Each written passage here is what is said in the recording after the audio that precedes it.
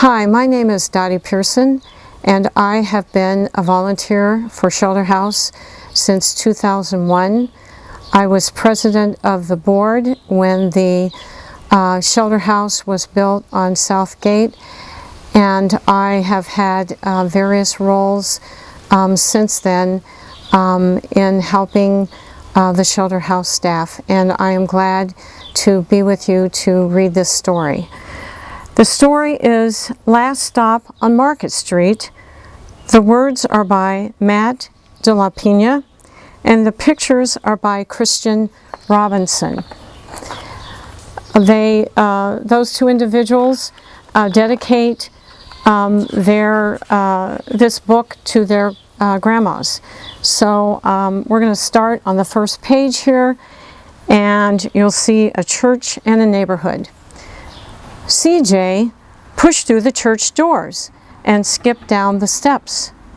The outside air smelled like freedom, but it also smelled like rain, which freckled CJ's shirt and dripped down his nose. He ducked under his Nana's umbrella, saying, "How come we gotta wait for the bus in all this wet?" "Trees get thirsty too," his Nana told him. "Don't you see that big one drinking through a straw?" CJ looked for a long time, but never saw a straw.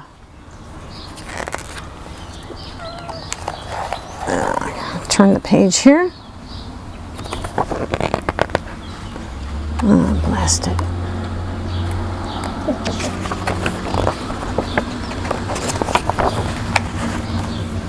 From the bus stop, he watched water pool on flower petals, watched rain patter against the windshield of a nearby car.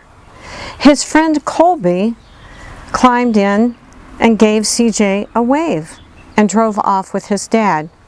"Nana, how come we don't have a car?" "Boy, what do you need a car for?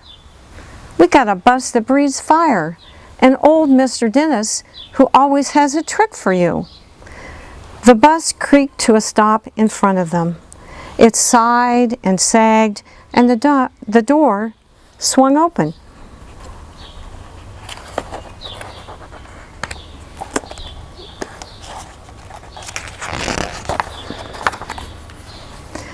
"What's that I see?" Mr. Dennis asked. He pulled a coin from behind CJ's ear, placed it in his palm. Nana laughed her deep laugh and pushed CJ along. They sat up front. The man across the way was tuning a guitar. An old woman with curlers had butterflies in a jar. Nana gave everyone a great big smile and a good afternoon. She made sure that CJ did the same. The bus lurched forward and stopped, lurched forward and stopped. Nana hummed as she knit. "How come we always gotta go here after church?" CJ said. "Miguel and Colby never have to go nowhere." "I feel sorry for those boys," she told him. "They'll never get a chance to meet Bobo or the sunglass man. And I hear Trixie got herself a brand new hat." CJ stared out the window, feeling sorry for himself. He watched cars zip by on either side, watched a group of boys hop curbs on bikes. A man climbed aboard with a spotted dog. CJ gave up his seat. "How come that man can't see?" "Boy, what do you know about seeing?" Nana told him. "Some people watch the world with their ears." "That's a fact. Their noses too," the man said, sniffing at the air. "That's a mighty fine perfume you're wearing today, ma'am." Nana squeezed the man's hand and laughed her deep laugh. Two older boys got on next. CJ watched as they moved on by and stood in back. "Sure wish I had one of those," he said. Nana set down her knitting. "What for? You got the real living thing sitting across from you. Why don't you ask the man if he'll play us a song?" CJ didn't have to. The guitar player was already plucking strings and beginning to sing. To feel the magic of music, the blind man whispered, "I like to close my eyes." Nana closed hers too. So did CJ and the spotted dog.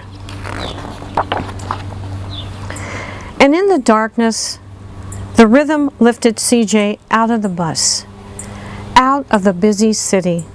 He saw sunset colors swirling over crashing waves, saw a family of hawks slicing through the sky, saw the old woman's butterflies dancing free in the light of the moon. CJ's chest grew full, and he was lost in the sound, and the sound gave him the feeling of magic. The song ended, and CJ opened his eyes. Everyone on the bus clapped, even the boys in the back. Nana glanced at the coin in CJ's palm. CJ dropped it in the man's hat. "Last stop on Market Street," Mr. Dennis called. CJ looked around as he stepped off the bus. Crumbling sidewalks and broken down doors, graffiti-tagged windows and boarded-up stores. He reached for his Nana's hand. "How come it's always so dirty over here?" She smiled and pointed to the sky. "Sometimes when you're surrounded by dirt, CJ, you're a better witness for what's beautiful."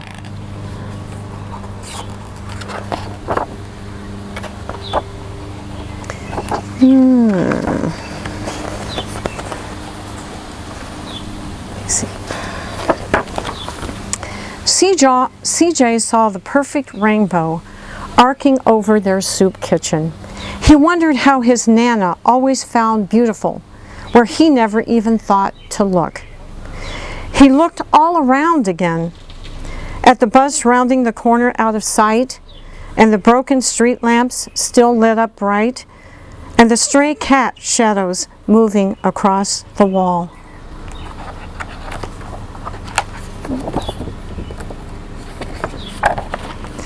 When he spotted their familiar faces in the window, he said, "I'm glad we came."